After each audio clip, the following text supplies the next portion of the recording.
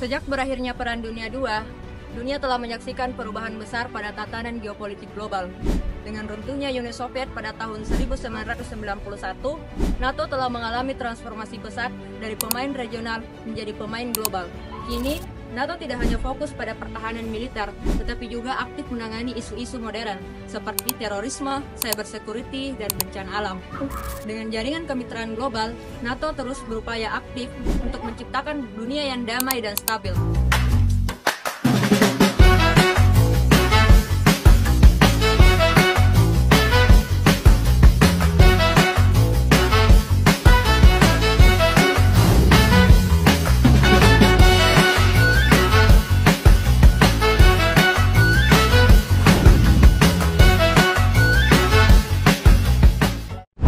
Sejarah singkat dan latar belakang berdirinya NATO.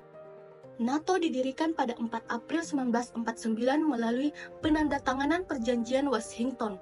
Organisasi ini berupaya menghalau serangan Uni Soviet terhadap negara non-komunis di wilayah Eropa Barat. NATO mencangkup 27 negara di benua Eropa, 2 negara kawasan Amerika Utara, dan 1 negara Eurasia. Negara-negara dalam organisasi NATO kemudian bersekutu usai Perang Dunia Kedua, mengharapkan pertahanan dan keamanan kolektif di saat persaingan melawan Uni Soviet. Latar belakang berdirinya NATO didasari oleh Perang Dingin yang terjadi antara Blok Barat dan Blok Timur.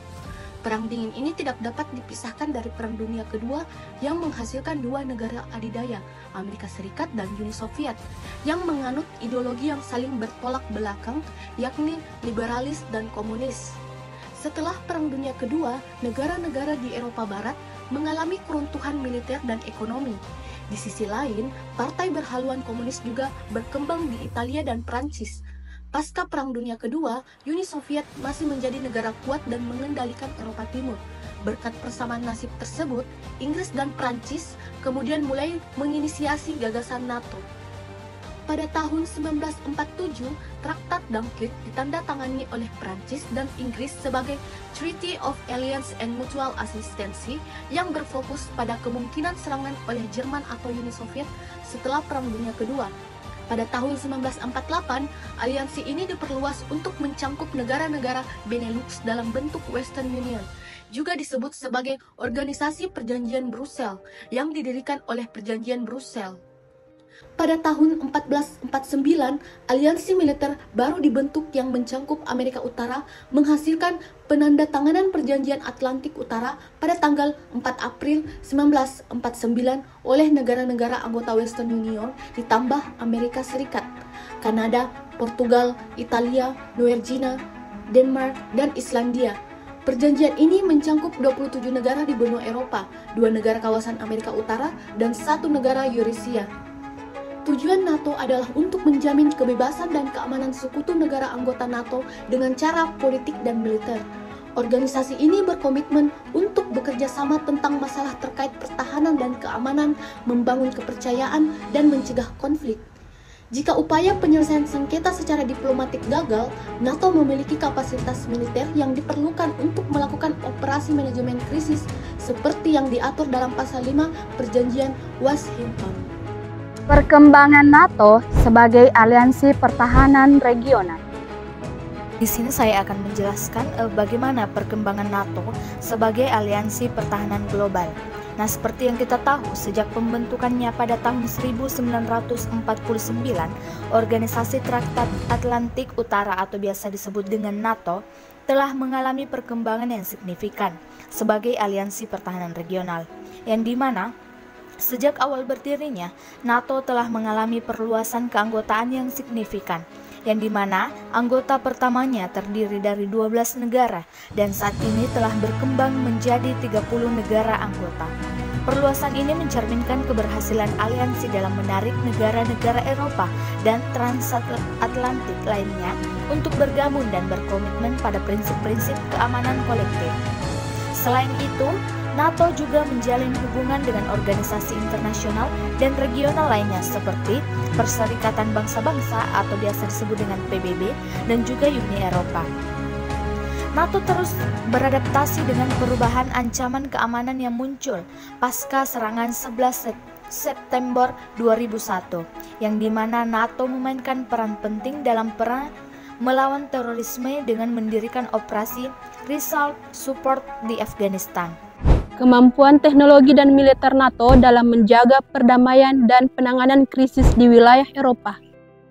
NATO atau North Atlantic Treaty Organization memiliki berbagai kemampuan teknologi dan militer yang signifikan dalam menjaga perdamaian dan menangani krisis di wilayah Eropa. Kemampuan teknologi ini terdiri dari 3 bagian. Yang pertama, sistem pertahanan udara dan rudal terintegrasi.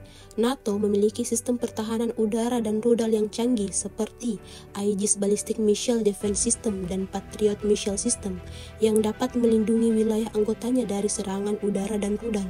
Yang kedua, komunikasi dan informasi. NATO menggunakan sistem komunikasi dan informasi yang aman dan canggih untuk memastikan koordinasi yang efektif antara anggota selama operasi. Contohnya, NATO Communication and Information Agency (NCIA) yang dimana menyediakan solusi teknologi informasi yang mendukung operasi militer. Yang ketiga, surveillance dan pengintaian. NATO memiliki aset-aset pengawasan canggih seperti pesawat AWACS atau Airborne Warning and Control System dan sistem pengintaian tak berawak atau drone yang mampu membantu dalam memantau situasi dan mengumpulkan intelijen. Ekspansi dan kemitraan global NATO. Yang pertama, ekspansi NATO. Kenapa negara Blok Timur bergabung dengan aliansi NATO? Hal itu dikarenakan setelah runtuhnya Uni Soviet pada tahun 1991, banyak negara di Eropa Timur yang sebelumnya merupakan bagian dari Blok Timur atau Pakta Warsawa berusaha untuk bergabung dengan NATO. Ada beberapa alasan utama mengapa negara-negara ini memilih untuk bergabung dengan NATO. Alasan pertama, keamanan dan perlindungan. Banyak negara Eropa Timur bergabung dengan NATO untuk mendapatkan jaminan keamanan dan perlindungan dari potensi agresi militer, terutama dari Rusia. Pasal 5 NATO yang menyatakan bahwa serangan terhadap satu anggota dianggap sebagai serangan terhadap semua anggota. Hal ini memberikan jaminan keamanan kolektif yang sangat penting. Alasan kedua, stabilitas politik dan ekonomi. Bergabung dengan NATO seringkali dilihat sebagai langkah menuju stabilitas politik dan ekonomi. Keanggotaan dalam NATO bisa membantu negara-negara ini memperkuat institusi demokratis dan reformasi ekonomi. Alasan ketiga, integrasi dengan Barat. Bergabung dengan NATO juga merupakan cara bagi negara-negara Eropa Timur untuk mengintegrasikan diri dengan institusi Barat dan menjauh dari pengaruh Rusia. Alasan keempat, modernisasi militer. Keanggotaan NATO seringkali melibatkan modernisasi angkatan bersenjata dan peningkatan kemampuan militer. Ini bisa berarti akses ke teknologi militer yang lebih canggih dan pelatihan yang lebih baik. Yang kedua, kemitraan NATO. Selain keanggotaan penuh, NATO juga memiliki berbagai program kemitraan yang memungkinkan negara-negara non-anggota untuk bekerjasama dengan aliansi dalam berbagai kapasitas. Beberapa program kemitraan utama NATO antara lain Kemitraan untuk Perdamaian atau PFP. Inisiatif ini diluncurkan pada tahun 1994 untuk membangun kepercayaan dan meningkatkan kerjasama militer antara NATO dan negara-negara non-anggota di Eropa dan bekas Uni Soviet. Program kedua, Dialog Mediterania. Program ini bertujuan untuk menciptakan hubungan baik dan kerjasama antara NATO dan negara-negara di kawasan Mediterania, termasuk Algeria, Mesir, Israel, Yordania, Mauritania, Maroko, dan Tunisia. Program ketiga, Inisiatif Kerjasama Istanbul atau IC. Diluncurkan pada tahun 2004, ICI bertujuan untuk meningkatkan kerjasama keamanan dengan negara-negara di kawasan Teluk, termasuk Bahrain, Kuwait, Qatar, dan Uni Emirat Arab. Program keempat, kemitraan global. NATO juga bekerja sama dengan beberapa negara di luar wilayah tradisionalnya, seperti Australia, Jepang, Korea Selatan, dan Selandia Baru. Dalam kerangka kemitraan global, ini memungkinkan NATO untuk memperluas jangkauannya dan menghadapi tantangan keamanan internasional yang lebih luas. Sehingga, dengan melalui program ini dan inisiatif ini, NATO dapat memperkuat hubungan dengan negara-negara non-anggota, dan meningkatkan stabilitas regional dalam menghadapi ancaman keamanan bersama. Peran NATO dalam menjaga perdamaian dunia. North Atlantic Treaty Organization atau NATO didirikan pada tahun 1949 dengan tujuan utama untuk menjaga perdamaian dan keamanan di antara negara-negara anggota di Eropa dan Amerika Utara. Peran NATO dalam menjaga perdamaian dunia mencakup beberapa aspek penting, yaitu yang pertama pencegahan konflik atau deterrence. NATO bertindak sebagai kekuatan pencegah yang signifikan terhadap agresi eksternal. Kemampuan militer kolektif yang kuat dari negara-negara anggota NATO mengirimkan pesan bahwa agresi terhadap salah satu negara anggota akan direspon dengan kekuatan penuh dari seluruh aliansi. Hal ini membantu mencegah negara-negara yang berpotensi melakukan agresi. Yang kedua, pertahanan kolektif. Pasal 5 Perjanjian Atlantik Utara menyatakan bahwa serangan terhadap satu negara anggota NATO dianggap sebagai serangan terhadap seluruh aliansi. Ini berarti bahwa jika suatu negara anggota diserang, seluruh anggota NATO berkewajiban membantu negara yang diserang. Prinsip pertahanan kolektif ini telah menjadi pilar utama keamanan bagi negara-negara anggota NATO selama beberapa dekade. Yang ketiga, operasi penjaga perdamaian dan misi stabilisasi. NATO telah terlibat dalam berbagai operasi penjaga perdamaian dan misi stabilisasi di seluruh dunia, termasuk di Kosovo, Afghanistan, dan Bosnia dan Herzegovina. Misi-misi ini bertujuan untuk menciptakan lingkungan yang aman dan stabil yang kondusif bagi pembangunan dan rekonstruksi.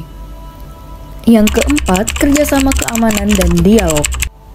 NATO mempromosikan kerjasama keamanan dan dialog dengan negara-negara mitra. Hal ini dilakukan melalui berbagai program dan inisiatif yang bertujuan untuk meningkatkan transparansi, kepercayaan, dan interoperabilitas militer. Yang kelima, kontribusi pada keamanan global. NATO memainkan peran penting dalam menjaga keamanan global dengan mempromosikan nilai-nilai demokrasi, kebebasan, dan supremasi hukum. NATO juga bekerja sama dengan organisasi internasional lainnya seperti PBB untuk mengatasi berbagai ancaman keamanan global seperti terorisme dan proliferasi senjata nuklir. Mari kita lihat bagaimana NATO memainkan peran penting dalam keamanan global pada hari ini. NATO telah terlibat dalam berbagai operasi militer penting untuk menjaga perdamaian dan stabilitas internasional. Di Afghanistan, NATO memimpin misi untuk melawan terorisme dan membantu stabilisasi negara. Di Libya, operasi militer NATO membantu melindungi warga sipil selama konflik sipil. Ancaman dari Rusia telah mendorong NATO untuk meningkatkan kehadirannya di Eropa Timur. Latihan militer bersama dan penempatan pasukan menunjukkan komitmen NATO terhadap keamanan kolektif dan stabilitas regional.